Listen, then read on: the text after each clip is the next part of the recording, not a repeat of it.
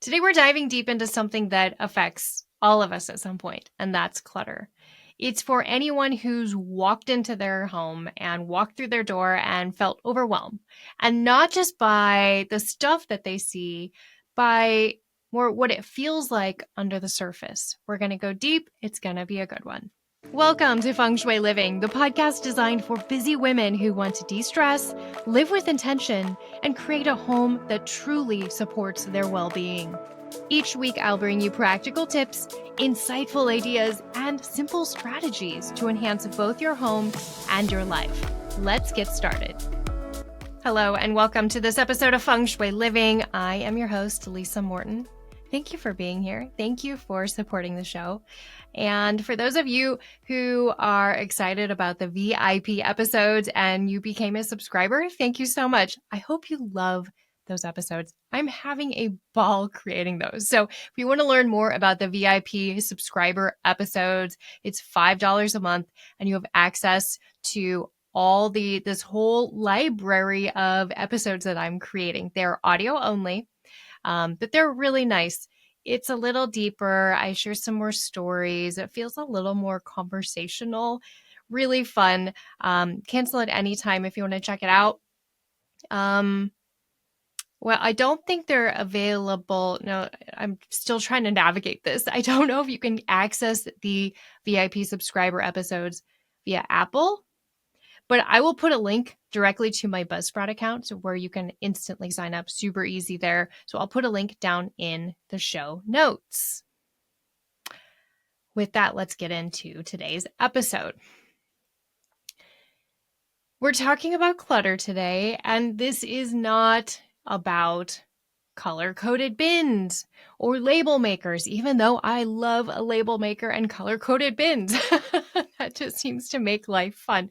Or beautiful baskets to arrange things, right? That's not what this is about. I want to be clear. This is about more of a spiritual side of clutter. The stories our stuff tells, right? The energy that it holds and how it shapes the way we feel about ourselves, our life, others, the way we think, and also the way we move about through life. So let's start by looking at what clutter really is. Clutter at its core is really just stuff in limbo. It's stuck stuff, right? It's the drawer of unmade decisions. I always say clutter is just unmade decisions. The box in the closet maybe of those someday items or just in case items. I have them sometimes. I've been guilty. I'm right alongside with you, right? It also can kind of connect to past versions of ourselves that we haven't quite released. Maybe we're working on ourselves, just being the best version of ourselves, but there's something symbolic in our space holding us back. And you may have heard me talk about this on the podcast before, that it's not always about decluttering your entire home. Sometimes it's that one really symbolic thing. And here's the main thing. The main message is that clutter, it's so much more than just a mess. Some people are just like, oh, I have a mess, and they feel guilty and they feel bad. I also know people who have a major struggle with clutter, and their family tries to make them feel bad. I've actually heard the word lazy before, and that's not it. It goes deep. So have some compassion for yourself. If you know someone, have some compassion for them. And I hope this episode helps. So we're going to get into, let's see, I have 5 different points that I really want to make today. So let's first talk about how clutter reflects your subconscious beliefs. Really, every item in your space is there for a reason. It's there for a reason. Maybe it represents security and safety. Maybe it represents a dream or wish or goal that you once had. Maybe it's even tied to someone else's expectations of you, a parent, a partner, a boss, I don't know. When we look at clutter through this more energetic lens, right? I'm always talking about your Feng Shui lens. I want you to think of it as more of just an energetic lens. But when we look through this lens, we can really say what our clutter is saying about us. What are we hanging on to? Now, I personally have gone through a major transformation in my closet. There was a point in my life, let's see, 15 years ago, I don't know, we were moving, and I had a very eye-opening moment. We were moving from one house to another. We were living in St. Louis, in suburbia, St. Louis, and we moved from one house to the other, and my in-laws were there helping us, which was very kind of them to come and help. But we moved my closet. And at the time, I had the belief that she who dies with the most clothes wins. I had a lot of clothes. I would shop and buy clothes as a reaction to what was going on in my nervous system, and self-confidence. It was so much. I had so many clothes, not necessarily for a good reason. I didn't release any clothes, which was also a major part of this. And I remember carrying my clothes in and my father-in-law going, "Oh my gosh, I've never seen anyone with so many clothes." And I was like, yeah, I knew I had a lot of clothes, but I didn't realize the depth of what was going on. I definitely pared down over the years because this was eye-opening. I started releasing things that I didn't need anymore. I didn't want anymore. That didn't support me. It was also at a time, I was working professionally and I had clothes from when I was younger, clothes from when I was in college. I didn't need that. That wasn't supporting me. But this was huge. And I've continued for many years to work on this, to edit, to be mindful and aware. I still have always leaned heavy on having more clothes and shoes and all that than I need. And this past year, no, we'll say the past 3 years, I've become really mindful of it. I think also when we were at home working from home for 2019, right? And we weren't going anywhere, I was like, why? I'm not going to buy any clothes. And I started paring down a lot then. But it's been a really interesting time navigating, looking through my closet. I was thinking about it today and I'm like, I have those pieces I love, but I don't have to dig to find them. They're front and center and it feels so nice. So trust me, during this whole episode, I've been there. That's just my quick example of my closet. Next point I want to talk about is why it's not just about being tidy, because you can be super organized but still have clutter. It's really about honoring flow and a sense of freedom and being ready and open to your next chapter. When your home is filled with a stuck, stagnant energy, it can feel like someone hit the pause button on your life. You can feel stuck. You can feel like, I'm not moving. Again, I've been there. Letting go isn't just a physical act. It's a spiritual one. It's an emotional one. It's energetic. It's saying, I'm ready for the next. When I tie up a client project, I literally have a moment where, yes, I'm old school. I still have paper files. I have everything electronic, but there's something in me. I don't know if it's the creative side of me. I still have notes. Sometimes I have Post-its in there. There might not be a lot like I used to have in a paper file, but I still have that paper file. And I take a moment with that file and I give it love and send that homeowner so much gratitude and so many good vibes. And then I put it away and I get out a new file folder preparing for the next client, ready, waiting for the next client. Okay. That's just an example of how I take this on. Then let's talk about those just in case or maybe someday items. This is a really big one. Just in case can be code for What if I'm not supported in the future? A sense of lacking, a sense of fear. When we hold on with that sense of fear, we block that sense of flow, of energy.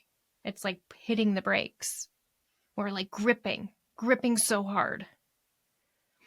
Maybe you have a drawer of expired coupons, broken cords, random cords to cell phones that you don't even use anymore that are old and maybe you don't even own. It's not neutral. That's the thing. It's not just an it's not just a old cord sitting there not doing anything. It's subtly, quietly reinforcing scarcity. So everything in your home is it's not just, I'm trying to think of a good word.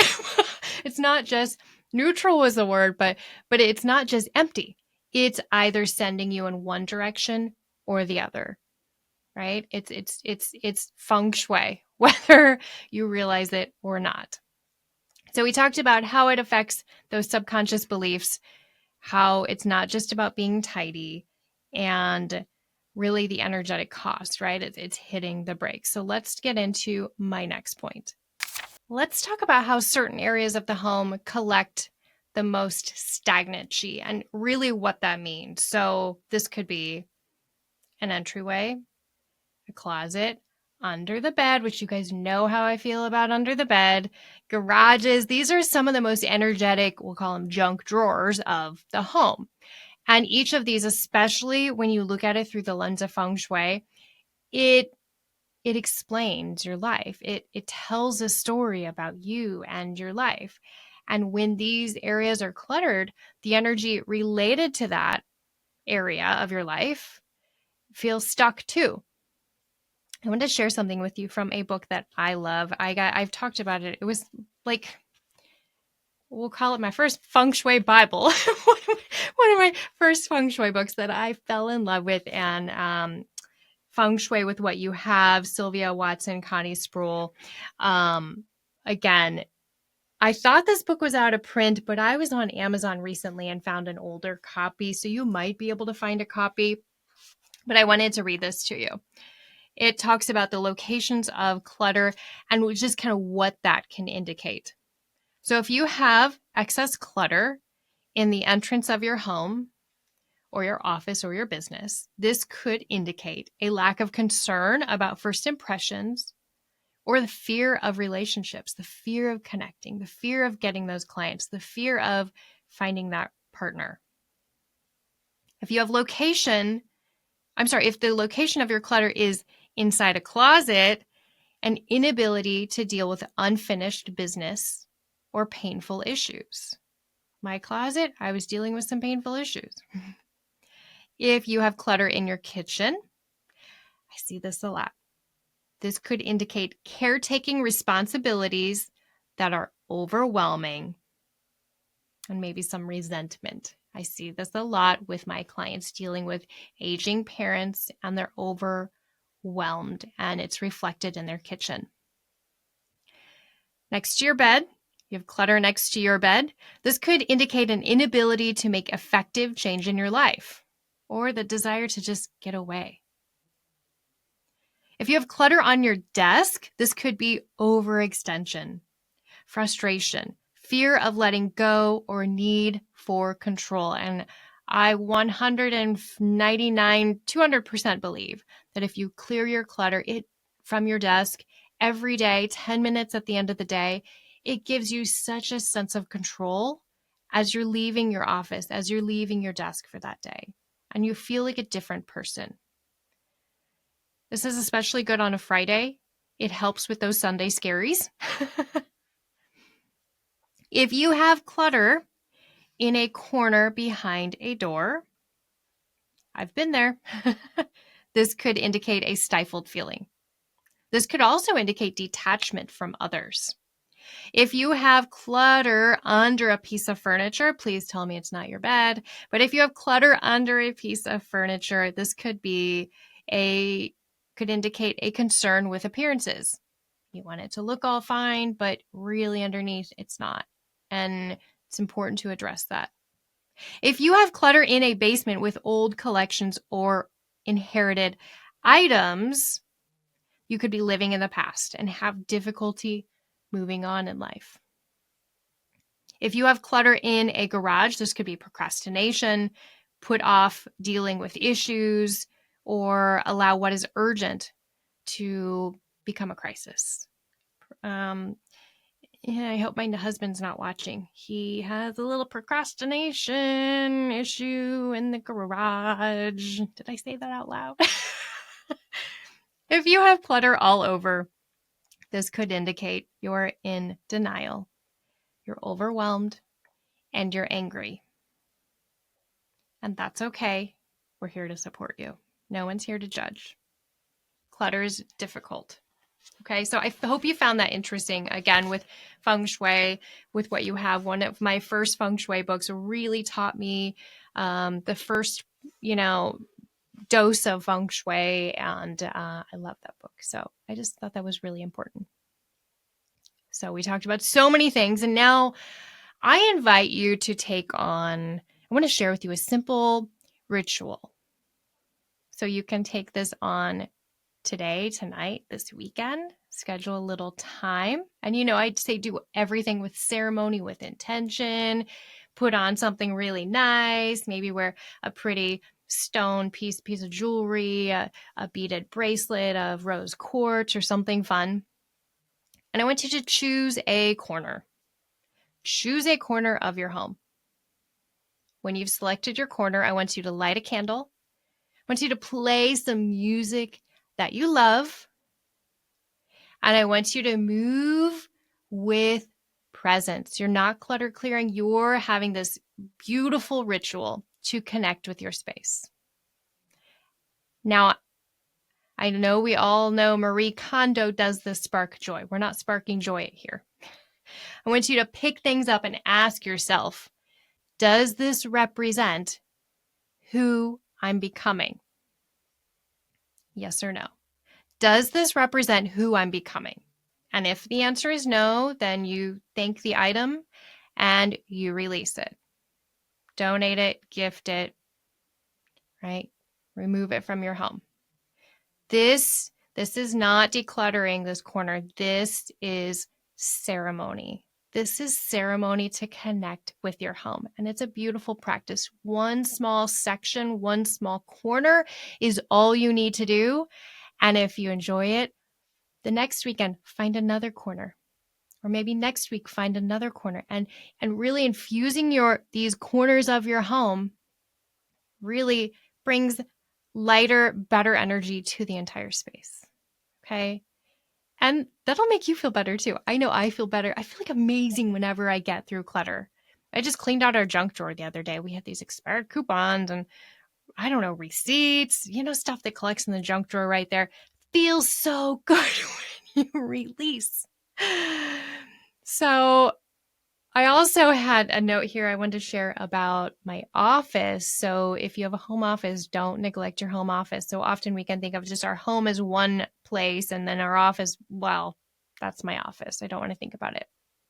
But I really also went through a big shift when I had a closet full of design samples, swatch books. Oh my gosh, fabric, textile books that I'd sunk so much money into, right? Because they're expensive.